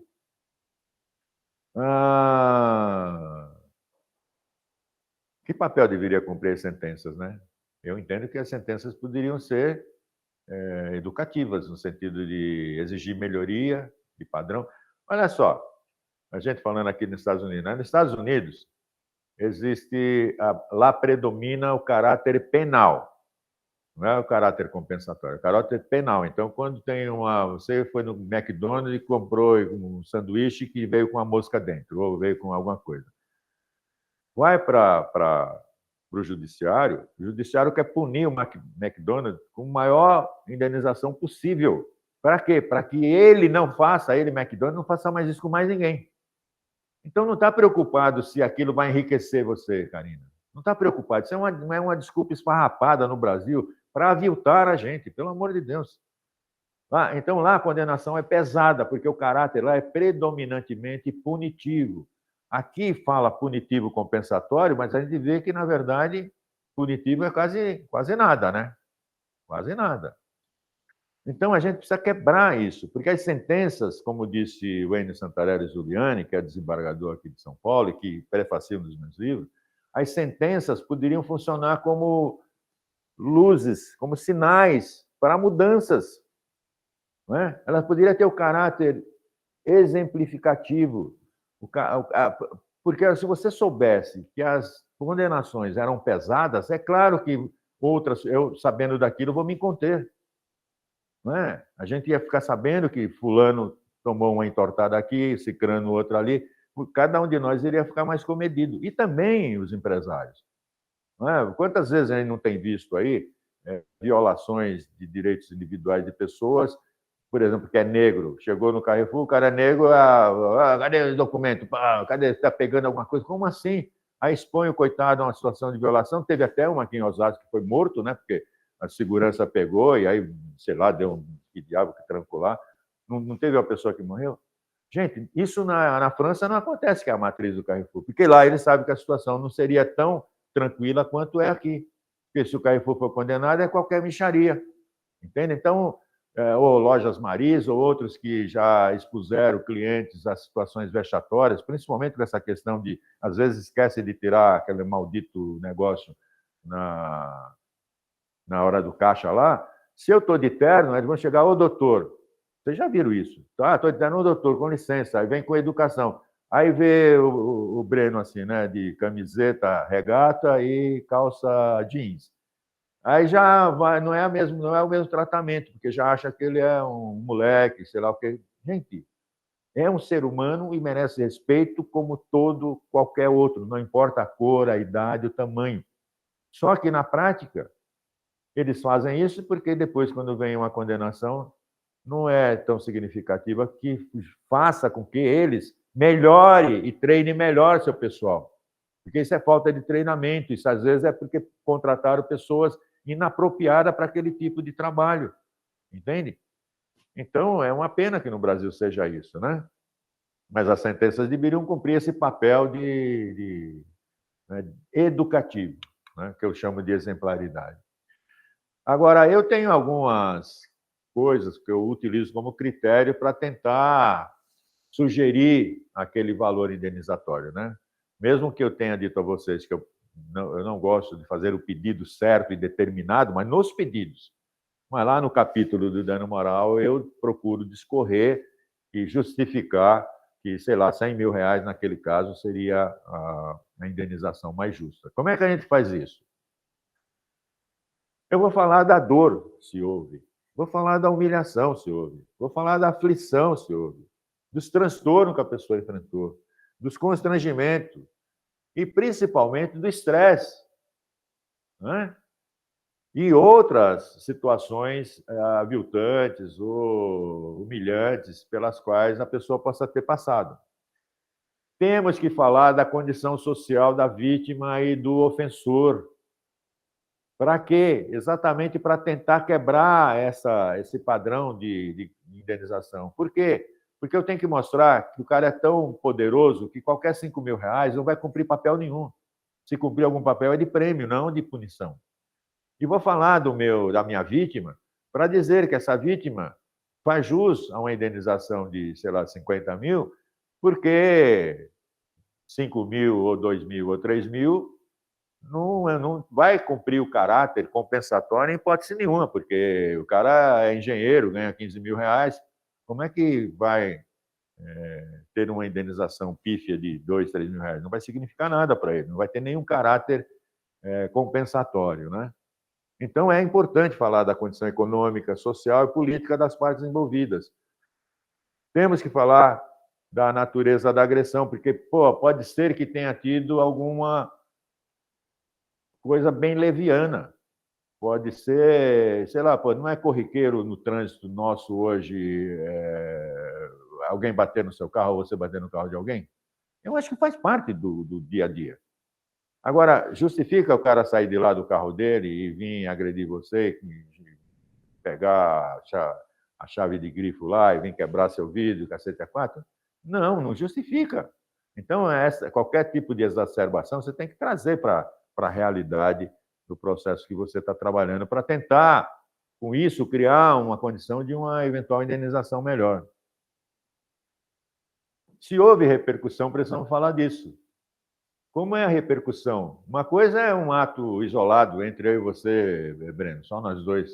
Então, só eu sei, desculpa a expressão, da bobagem que fiz, e você sabe do que você sofreu. Outra coisa é se isso se faz num contexto em que tem outras pessoas presenciando. Ou vieram a tomar conhecimento depois.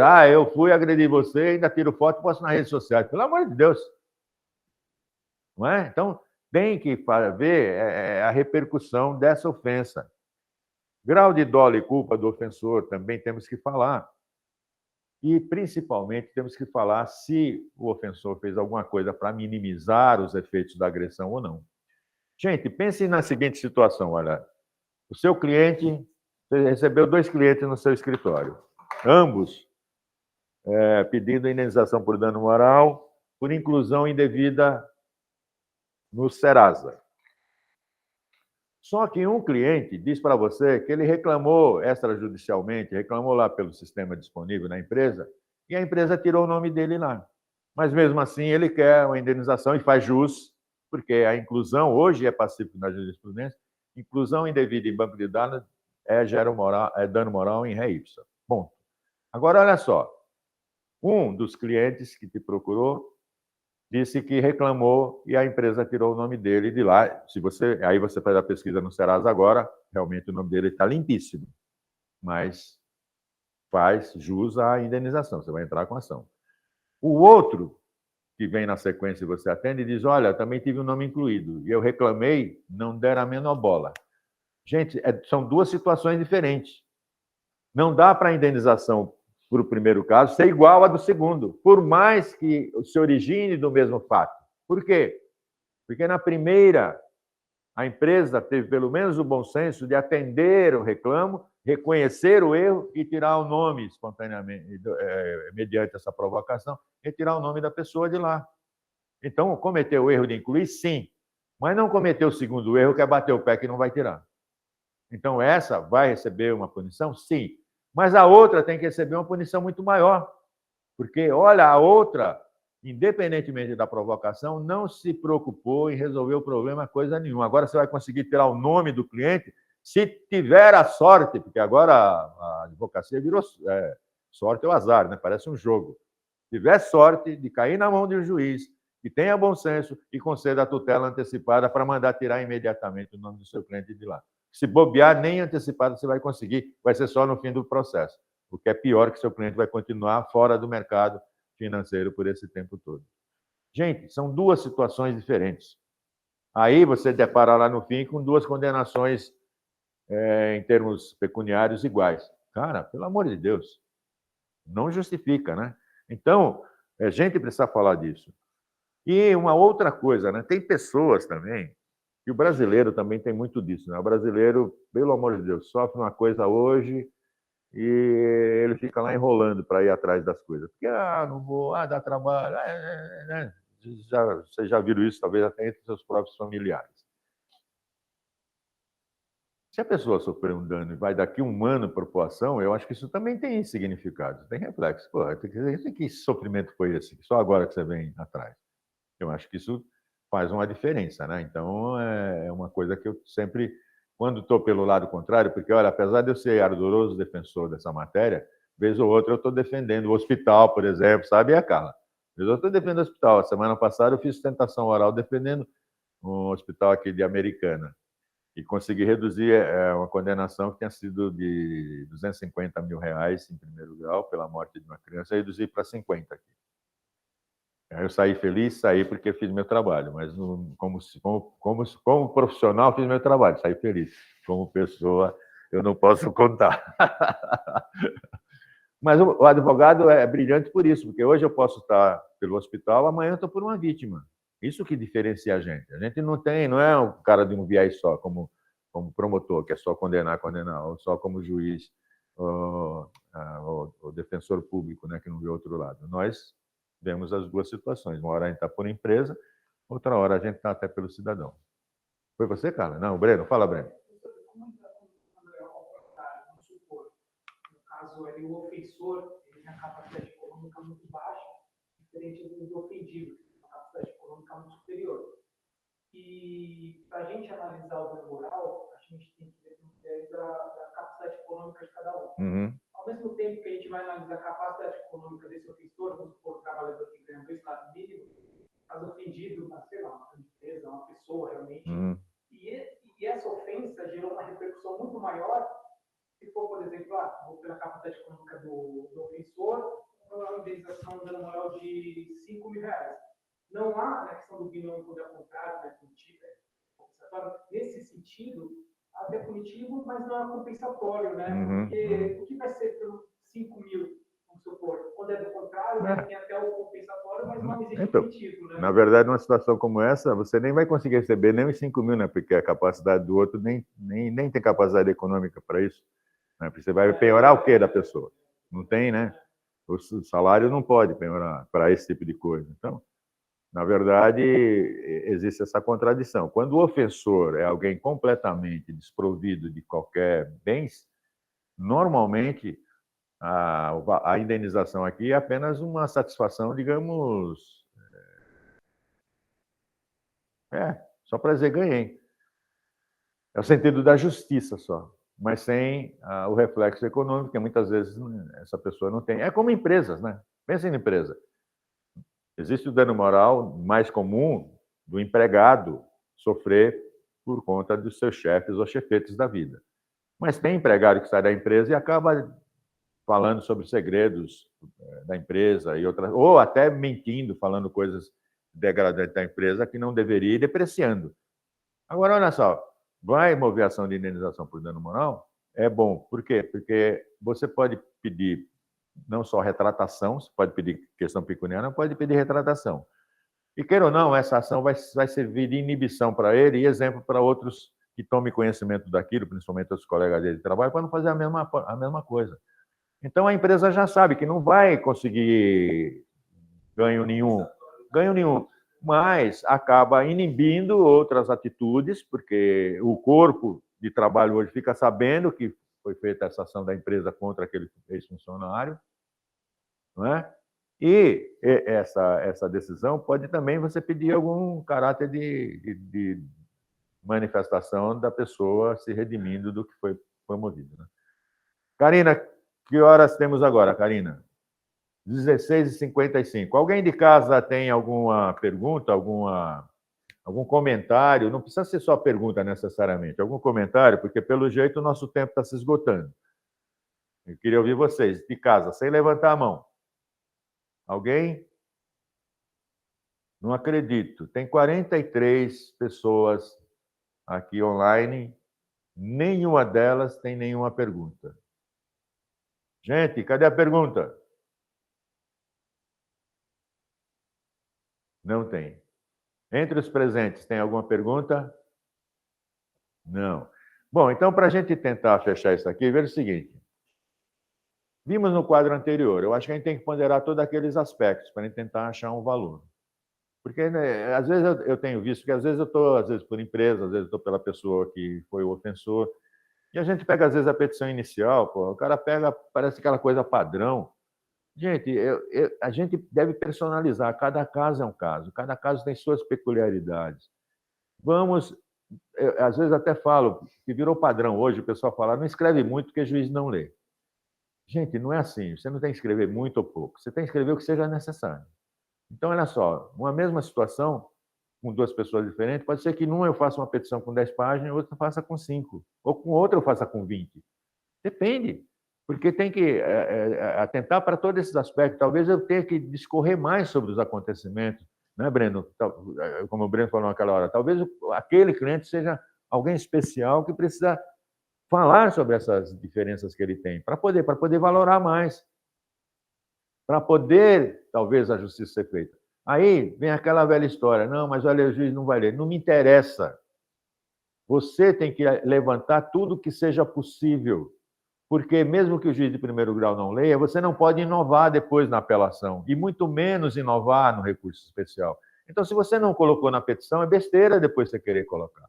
Então, gente, vamos pecar pelo excesso, se for o caso, porque se eu precisar depois de levantar essa lebre em segunda instância ou terceira instância, eu pelo menos já coloquei agora de início, entende? Querem ver uma coisa, um exemplo? No Brasil hoje, não existe lei regulamentando a união estável. Aliás, regulando a união estável entre pessoas de mesmo sexo.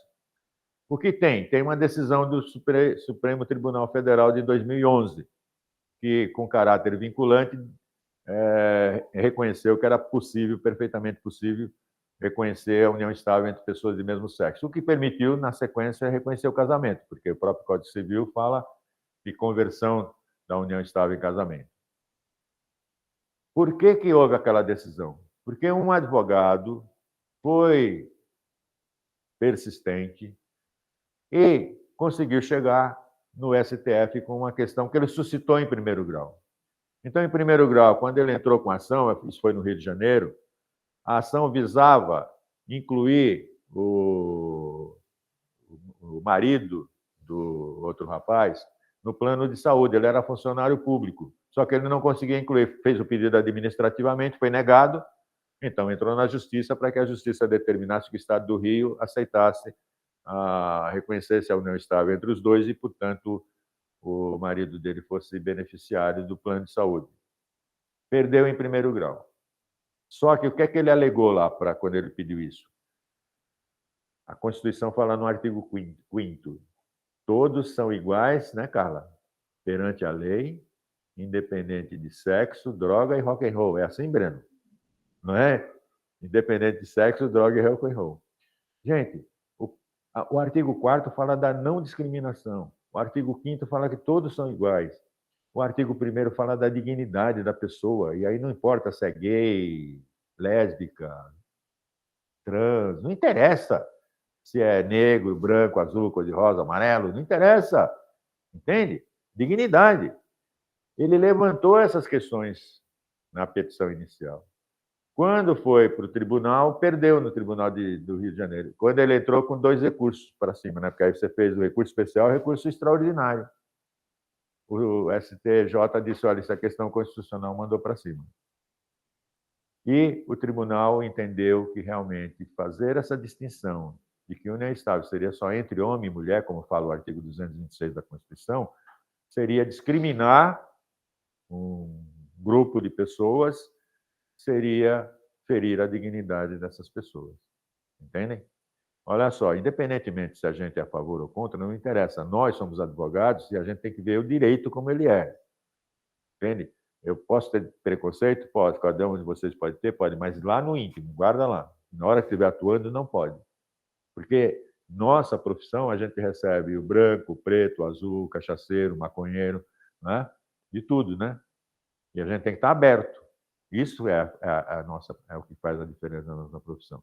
E aí a gente tem que alegar tudo que seja possível na petição inicial, porque se eu quiser suscitar no segundo grau matéria que eu não abordei aqui, não vou poder inovar. Não posso inovar. Se eu inovar, o juiz vai dizer, o desembargador, não, isso aqui é inovação. Ou, pior ainda, no STJ, ou eventualmente no STF. Então, quando for fazer uma petição inicial envolvendo dano moral, use aqueles critérios, se for necessário, escreva quanto seja possível. Eu não tenho um padrão de qual é o tamanho da petição. Também não façam, pelo amor de Deus, a besteira que às vezes eu vejo, que me dá até ódio, que a pessoa pega e copia e cola o acórdão inteiro, por exemplo. Gente, pelo amor de Deus. Vocês vão ver que tem aqui na frente, depois vocês podem, isso aqui vocês vão receber. Tá? Aqui na frente, tem um monte de coisa, né? Isso aqui precisava 3 horas. Gente, isso aqui é uma emenda. Algumas vezes, o que é que eu faço? Olha, só me interessa o item 1 e o item 2. Então, eu boto isso aqui. Significa que tem mais coisa. Mas não me interessa o resto das coisas. Para que eu vou botar a emenda inteira aqui, se o resto não interessa? É para encher linguiça? Pelo amor de Deus. Para que eu vou pegar um acordo inteiro, como eu já vi? Precisa ser muito cretino o advogado que faz isso. E, olha, eu já vi aos montes. O acordo inteiro. Cara, Breno, parece brincadeira. Eu estou pela parte contrária. Eu pego uma maldita petição daquela. Cara, eu leio com raiva. Imagina o juiz. Imagina o assessor do juiz que vai ler aquela porcaria. Eu estou aqui pelo meu cliente recebendo. Eu sou obrigado a ler a petição inicial que o cara entrou. Quando eu chego e me deparo com isso, cara, eu fico com ódio. Nossa, eu passo mal. Entende? Quer citar jurisprudência que ajuda no seu caso? Sim, importante. Mas, cara, bota o que interessa. A ementa, no máximo. E eu ainda, quando boto emenda, só boto aquilo que me interessa. O resto eu boto pontinhos, que eu sei que não... Para fazer isso aqui. Ó. Então, isso aqui é o que interessa. Então, há pontinhos aqui. Tinha mais coisa aqui no tópico aqui em cima. Mas não interessa, então. E aqui tinha mais 3 ou 4 casos. Então, não é só esse. Ó. Quer ver? Aqui, 1, 2... Não, esse daqui está completo. 3, tá.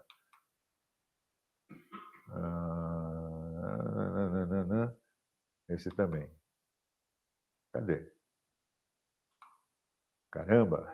Aqui, ó. Aqui, ó. 3. Aí não tinha mais coisa aqui, não interessa. Eu botei pontinhos. Aqui, ó, o 1, todinho está fora. Porque não diz respeito. Entende? Então a gente tem que ser objetivo. Para que eu vou botar? Olha, se a gente já acha que eles não leem, imagina se eu botar isso aqui inteiro, tudo. Então, aí é que não vai ler mesmo. Aí eu boto só o que interessa e aquilo que mais interessa eu grifo. Hoje até bota em vermelho. Entendeu? Grife e bota em vermelho. Então, a gente tem que também chamar a atenção para as coisas que nos importa e que nos favorece.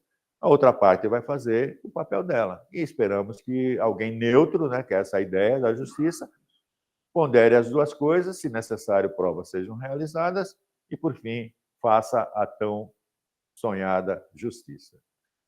Outro dia, minha esposa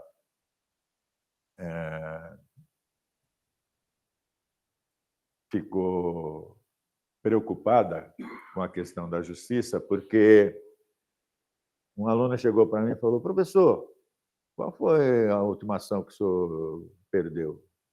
Eu falei: como assim? Eu fiquei pensando. Aí, às vezes, eu chego em casa e conto para ela assim, as passagens interessantes dos alunos. Né? E eu não lembrava. E continuo não lembrando. O que significa dizer que a gente tem feito um bom trabalho. Primeiro, tem o seguinte: tem situações que as pessoas me procuram, ela não tem direito nenhum. Eu digo na cara, não tem. Eu não vou promover essa ação, sabe? Essa ação temerária. Não vou. Isso envolve desde pessoa do povo, como até pessoas de nome. Entre as nossas clientes tem a Kel Smith, que é cantora, não faz tanto sucesso, mas tem disco lançado, a Lecha, lá, que eu sempre faço confusão, chamo ela de Lexa, ela não gosta muito, né? Também a nossa cliente, como já foi outras pessoas de nome. Tem políticos, como o Milton Leite, que é presidente da Câmara, já foi meu cliente, o Ricardo Nunes, que é o prefeito atual. Mas eu nunca promovi, sabe, ação temerária, aquela ação que você quer pegar o cliente, porque eu sempre digo para os meus alunos que você não é amigo do seu cliente. Você é o profissional que, como médico, que vai atender ele, independentemente da cor, do sexo e, enfim, de qualquer outro aspecto que ele tenha. Eu me comparo ao médico. Eu acho que nós e os médicos são profissões bem semelhantes, não é? Nós temos que ter ética como os médicos, nós temos que atender qualquer pessoa indistintamente. Não pode estar lá no seu consultório, só atendo branco, então só atendo negro. Não, né? Só atendo gente rica. Não tem isso. Agora, eu não promovo ação, porque eu chego para o cliente. Ontem mesmo, uma senhora me procurou, mas lá no Capão Redondo. E aí ela expôs lá para ela, infelizmente, não há o que fazer aqui. Mas, doutor, falaram isso, tudo bem que possam ter falado, né? E ela já tinha me mandado antes, porque normalmente eu peço antes para poder analisar, né? Faz o resumo aí para mim por e-mail, né? Agora é tudo pelo maldito WhatsApp, que eu detesto, mas já faz um resumo aí. Então, eu sou honesto. A questão é essa, eu sou honesto com o meu cliente, entendeu? Eu acho que ela saiu ontem não convencida de que realmente não tem direito ali. Vai procurar qualquer outro, talvez outro cobre dela qualquer mixaria e propõe ação. Eu não faço isso. Então, talvez por isso, Breno, é que aí eu estava contando antes para minha mulher, ela falou, mas que justiça é essa que você só ganha e os outros que estão do outro lado perdem? Porque talvez eu tenha pegado só casos em que realmente havia ali uma violação de direito, né? Então, não é que eu escolho, mas é que a gente, quando faz o atendimento do cliente, eu faço com honestidade. Não é? Já teve casos que aí o cliente quer porque quer, mas essa eu não conto como perdido, entende? Porque eu já tinha dito para ele que não tem. Eu já promovi? Já. A contragosto? Sim. Por quê? Porque tem uma... Você chega... Karina, imagina, o cara... Eu vou lá no seu escritório, falo que quero que você entre com a ação. Você diz, mas doutor Neemias, não tem direito nenhum. Mas eu quero. Tá bom, você vai pagar, ó, cobro 20 mil reais. Eu pago. Já passei por isso, tá? Eu já propus ação onde não havia direito nenhum a ser reconhecido, porque o infeliz queria, porque queria. Aí eu disse, olha, vou entrar com a ação porque você quer. Mas saiba de antemão, vai perder em primeiro grau, vai ter custas e vai ter honorários para a parte contrária. Saiba disso já. Não quero saber, vai ter que processar esse desgraçado. Porque tem gente que age assim, né? Tem gente que age pelo ódio só, porque quer. Então, a gente não tem que ser esse instrumento, mas já teve situação que eu não tinha como fugir, gente. A pessoa quer porque quer, eu falo, então tá bom, vamos promover a ação, mas saiba de antemão que não vai ter sucesso nenhum. Estou procurando até um livro aqui para falar para o senhor que eu li, Cartas a um Jovem Advogado. Quem escreveu isso? Foi Francisco é um nome russo. Nossa, Francisco Mustafa. É quase isso. É um advogado que ensinou a ele, nós advoga mais do Rio de Janeiro, ele escreveu um livro de um advogado, ele fala em primeiras páginas que o bom advogado, ele fala assim, para você, jovem advogado, saiba que o bom advogado é o primeiro juiz da causa. Sim, sem dúvida, sem dúvida. Sem dúvida. Sem dúvida. Justamente por isso. Sem dúvida. Bom, pessoal de casa, espera um pouquinho que... Carlos, faz um favor para mim, Carlos. Chama de novo lá o menino aqui, porque eu tenho que fazer o sorteio, mas ele ficou de trazer o papelzinho com o nome do pessoal. Então, pessoal de casa, um pouquinho de paciência, vamos fazer o sorteio. Agora, o pessoal de casa, presta atenção. Eu vou ter que mandar os livros para vocês. E existe custo para isso, né? Sabem disso, né? Vou falar com a Natália. Natália, você está me ouvindo? Oi, professor, estou sim. Então, Natália, você vai estar falando pelas 40 pessoas que estão aqui no ar com você. Opa! São 46 pessoas. Certo. Então, olha só. Eu vou mandar pelo correio Nossa, mas tem até urna? Ô, Victor, que exagero é esse? Natália, tem até urna. Você está vendo a urna aqui? Nossa, que beleza! Quer dizer que demorou, mas agora você caprichou. O Vitor é que atrasou aqui a coisa. Natália, então deixa eu... Ô, Vitor, como é que eu volto aqui para o zero, hein? Ah, já cheguei, tá. Olha só, Natália e de mais outros que estão em casa. Vai ser 5 livros sorteados agora, só que eu vou botar no correio para vocês, tem custo, né? Vocês não vão pagar o livro, mas vão pagar o SEDEX. Tudo bem, Natália? Certo. Se você ganhar, você paga o SEDEX? Pago. Beleza. Então, olha só, os que vão ser sorteados vão ter que mandar um e-mail aqui no meu e-mail, esse aqui, neemiasmelo@gmail.com. Vai mandar o endereço e nome completo. E esquece que vocês têm um registro aqui, não é essa. Aqui é comigo essa relação. E pode fazer um Pix nesse mesmo lugar aqui. Os que estão aqui já vão levar o livro, porque estão presentes, vão sair ganhando no lucro tranquilo e não paga nada. Mas quem está em casa vai ser assim. Pode ser assim, Natália? Perfeito, pode sim. Karina, você pode fazer um favor, amorzinho? Vem aqui tirar um nome para a gente ver quem vai ganhar o primeiro livro. O primeiro Tira o será meu. esse. Fica quieta, Natália. O primeiro será esse aqui. Vamos ver quem é o ganhador. Abre, amorzito. Antônio Dias. Antônio Dias. Antônio, você está aí, Antônio? Antônio? Oi, Oba, estou Antônio. sim. Antônio, você acabou de ganhar esse livro aqui, ó, Dano Moral, Problemática do Cabimento à Fixação do Quanto. Combinado? Combinado. Posso trocar pelo responsabilidade civil por erro médico, mestre? O que a gente faz quando o cara... O que você acha, Carlos? Porque eu já estou fazendo a pós na própria ESA e em erro médico, direito médico. Você está fazendo aquela pós com a professora Marli? Sim, é a mestre, Muito grande professora Marli. Em nome da professora Marli, eu vou trocar, então. Ótimo, muito obrigado. Então, está aqui, Antônio Dias. Parabéns, Antônio. Muito obrigado. Um abraço. Tá bom. Aproveitar que você já está aqui, tira mais um, por favor. Então, agora vai esse aqui e não peçam troca, hein? Pelo amor de Deus.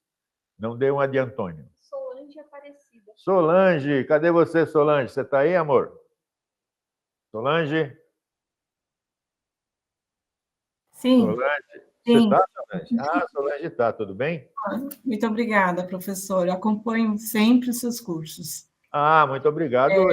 Eu que agradeço o carinho da Com a sua professora Marli também, acompanho sempre. Ótimo, então está aqui presente para você.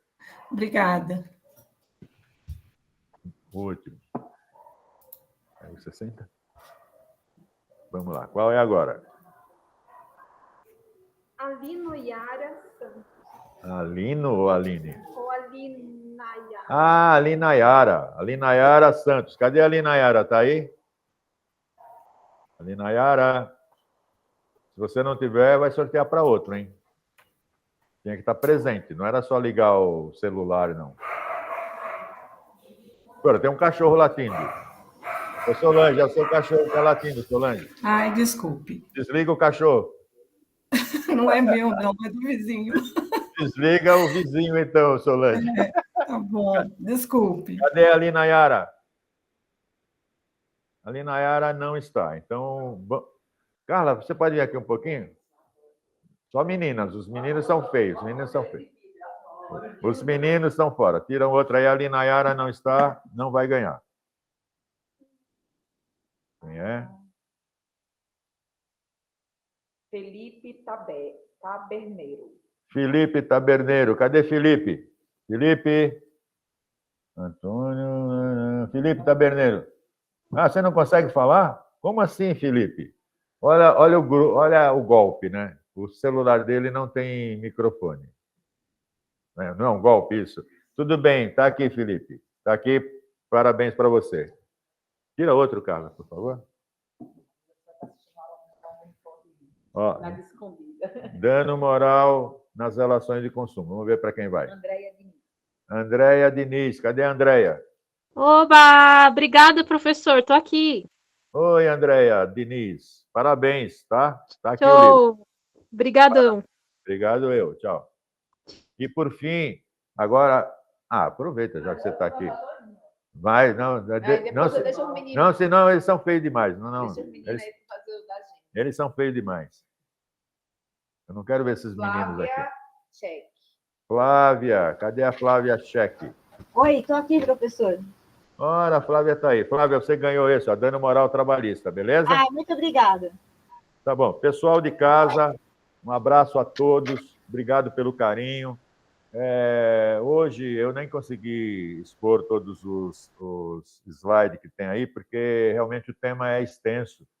E me desculpe, mas às vezes eu me empolgo ainda, eu fico, às vezes, talvez tenha demorado muito em alguns aspectos, porque eu fico tão envolvido.